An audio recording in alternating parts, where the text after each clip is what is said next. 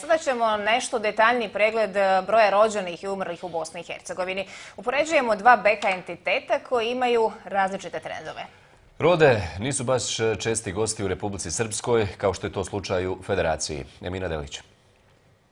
Najprije ćemo pogledati kako naša zemlja stoji u odnosu na susjedne Srbiju i Hrvatsku. Srbija, evo dakle, kao što vidite, u posljednjih 5 godina zabilježila pad broja stanovnika od 110.000.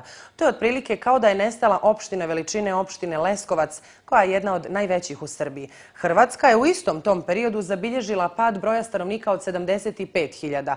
Ako bismo i ovdje primijenili uporedbu sa nekim gradom u ovoj zemlji, narodski rečeno, Hrvatska je onda izgubila grad veličine Zadra, koji broji nešto više od 74.000 stanovnika. Situacija u našoj zemlji je u mnogome drugačija u odnosu na dvije susjedne zemlje, dakle Srbiju i Hrvatsku. Bosna i Hercegovina je naime u posljednjih 5 godina zabilježila pad broja stanovnika od 2.339. A sada ćemo preći i na nešto detaljniji pregled broja rođenih i umrlih u Bosni i Hercegovini. Vidjet ćete demografska kretanja u Federaciji i Republici Srpskoj. Zašto upoređujemo ova dva entiteta? Naime, primijetit ćete zaista različite trendove. Prvo, dakle, gledamo pregled broja rođenih i umrlih u Republici Srpskoj u posljednjih 5 godina. Ovaj entitet bilježi konstantan pad broja stanovnika, to jeste broj umrlih konstantno je veći od broja rođenih.